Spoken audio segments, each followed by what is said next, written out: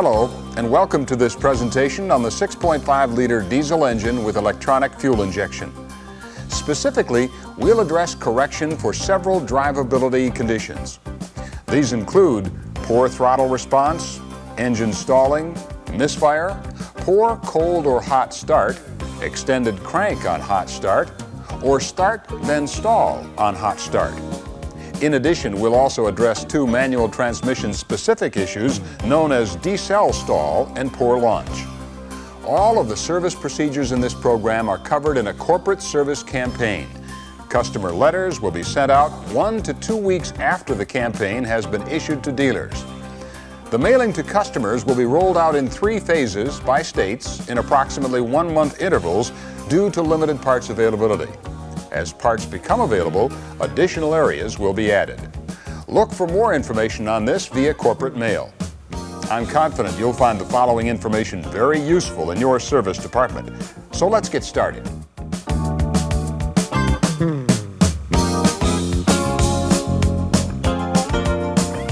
In 1994, a new electronic fuel system was introduced on the 6.5-liter diesel engine to control fuel delivery, injection timing, and several other vehicle performance items. The movement to electronic fuel controls was driven by more strict emission requirements. One of the major advantages of the electronic system is flexibility. However, some customers may have experienced certain drivability conditions which causes them to be dissatisfied with the vehicle's operation. Therefore, certain service procedures have been developed to address these customer concerns. A service kit has been developed to help improve customer satisfaction with their vehicles. The kit contains a visor label with engine starting procedures, an optical sensor filter, and an injection pump housing pressure regulator.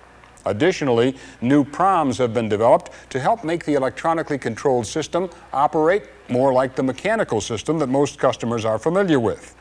Remember that the following procedures apply to 1994 Chevrolet and GMC models equipped with the 6.5-liter EFI diesel engine. Several different vehicle conditions can be enhanced with the service kit and service replacement proms. We'll look at the service procedures necessary to address these conditions. We'll perform our service procedures according to the sequence contained in the Diagnostic Check worksheet, which will come with the campaign bulletin. After service, this worksheet needs to be attached to the repair order. These diagnostic checks must be performed to qualify the engine support system. To begin service, you'll need to order the correct replacement prom for the customer's vehicle. To ensure that you order the correct service replacement prom, use the Tech 1 and scan through the data list display to identify the current prom ID. Cross-reference this with the replacements listed in the campaign bulletin. Realize that some vehicles may already have the latest prom available, therefore replacing the prom is unnecessary. Use the Tech 1 and look for diagnostic trouble codes or DTCs. Be sure to check for both current and history codes. If there are any stored DTCs, refer to the appropriate section of the 1994 diesel supplement which was sent to all dealers in the spring of 1994. Correct any conditions and clear any codes before continuing. Next, verify that all engine electrical and ground connections are tight and secure. Be sure to check connections at both batteries, the ground connection near the alternator, and the PCM and glow plug relay grounds at the 2 intake manifold studs located at the back of the engine. Also check the braided ground strap, which is located either on the rear of the cylinder head or on the rear intake manifold stud. Be sure to check the relay center bus connection located near the fuel pump relay. Remove the air cleaner housing to gain access to the air filter. Check the air filter and clean if necessary. If the filter is excessively dirty, replace it. Remove the fuel solenoid fuse from the fuse block located under the instrument panel to prevent the vehicle from starting. Crank the engine. Use the Tech 1 to view the engine cranking speed. The cold start reading should be at least 94 RPM on the Tech 1, and your Tech 1 must have the April 1994 or later mass storage cartridge update to use this procedure. If not, use the procedure outlined in Section 6A of the service manual to check cranking speed. If the cranking speed is outside of specification, use the procedure outlined in Section 6D2 of the service manual to correct cranking speed. Next, thoroughly clean any areas near the inlet connection to the injection pump to avoid possible fuel contamination. Then verify proper fuel supply pressure by installing a T and pressure gauge at the inlet connection to the injection pump. This will also check for fuel filter blockage, lift pump operation, as well as check the electrical circuit. Run the engine. With the vehicle at idle, fuel pressure should be a minimum of 3 psi. If it is not, check the fuel filter and fuel supply system as described in Chart A5 in the diesel supplement. Note that gauges with an inline orifice will not fluctuate like those that do not have an orifice and will be easier to read. Use a fluke meter, tool number J39200 or equivalent, to check glow plug operation according to Section 7 of the Driveability Emissions and Electrical Diagnostic Manual. Replace any burned out glow plugs as necessary. Once these service checks are performed and passed, proceed to install the service kit containing the visor label, optical sensor filter, and housing pressure regulator. Affix the label to the underside of the visor and install the previously ordered replacement prom in the PCM. Again, a list of replacement proms for all affected vehicles can be found in the campaign bulletin. Install the optical sensor filter by disconnecting the 6-pin optic sensor harness connector. Note the filter harness will need to be bent at a 90-degree angle and twisted to achieve a proper fit. Attach the filter harness to the optic sensor wire harness, and then the filter harness directly to the optic sensor connector. Next, install the housing pressure regulator by loosening the fuel tank cap to release any pressure. Thoroughly wipe down any areas near the fuel pipe and return hose connections to avoid possible fuel contamination. Remove the fuel return hose from the front of the injection pump, as well as the fuel return fitting and O-ring from the pump. Use a socket wrench to loosen the fitting. Use clean engine oil to lubricate the O-ring on the housing pressure regulator about to be installed. Do not use any thread sealer on the housing pressure regulator. Install the housing pressure regulator on the injection pump where the return fitting was. Use a torque wrench to tighten the fitting to 4.9 to 6 Newton meters or 43 to 53 inch-pounds. Next, install the 1/4 inch ID clear plastic hose to the fuel return fitting and secure the other end to the metal fuel return line. Make sure both ends of the plastic hose are tight so that air does not enter. Start the engine and look at the clear return line. Bubbles on startup are normal.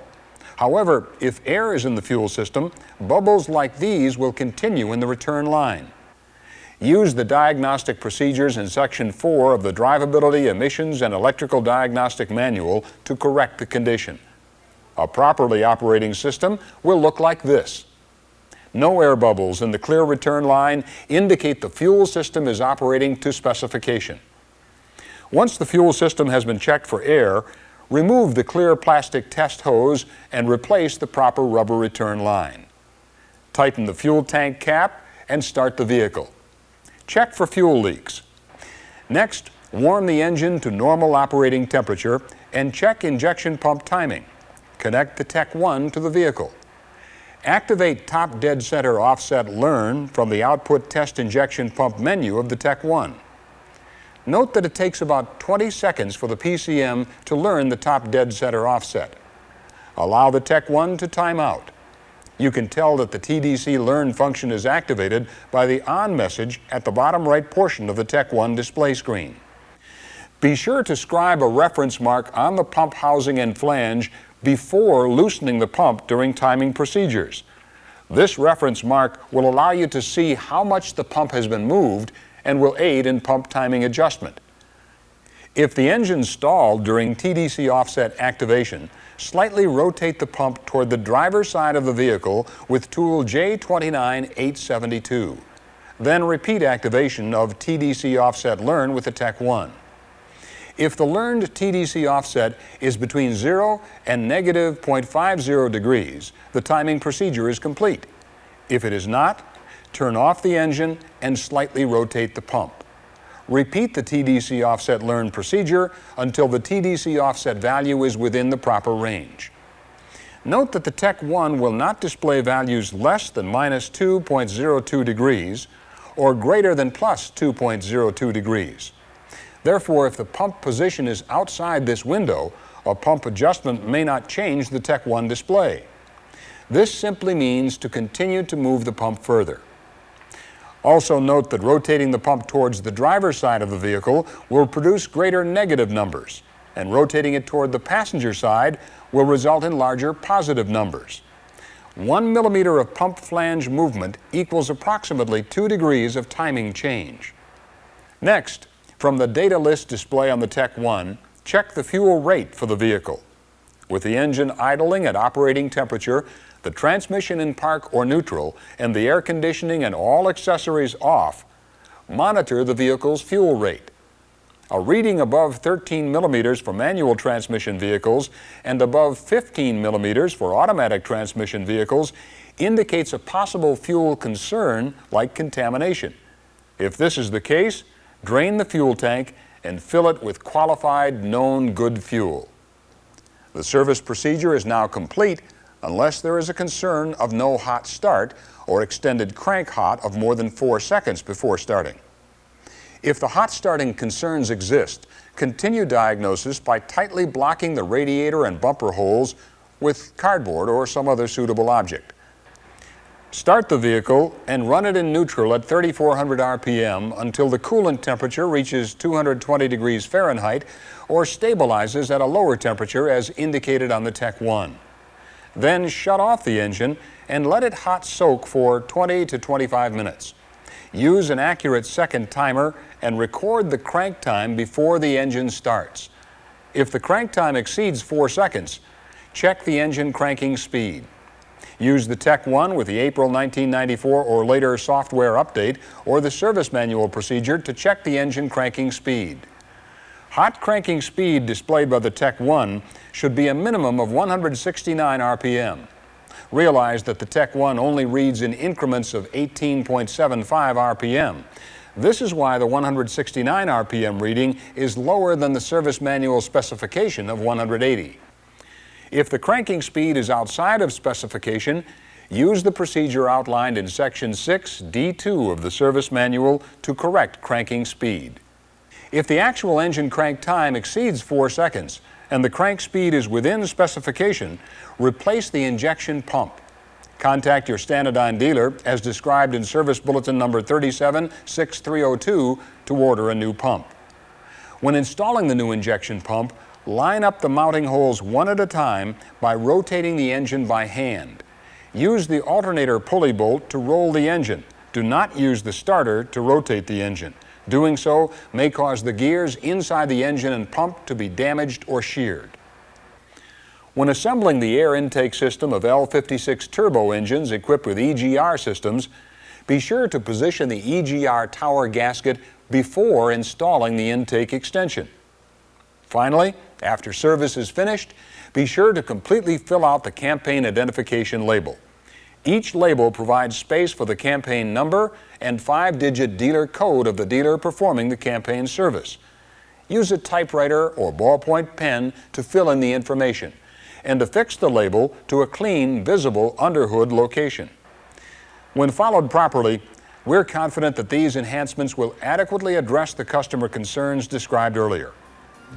That covers the service procedures for the 6.5-liter diesel EFI engine detailed in the campaign. General Motors is dedicated to providing you the knowledge, information, and tools to fix customers' vehicles right the first time. Repairing it right the first time goes a long way toward creating lasting relationships with your customers and repeat business.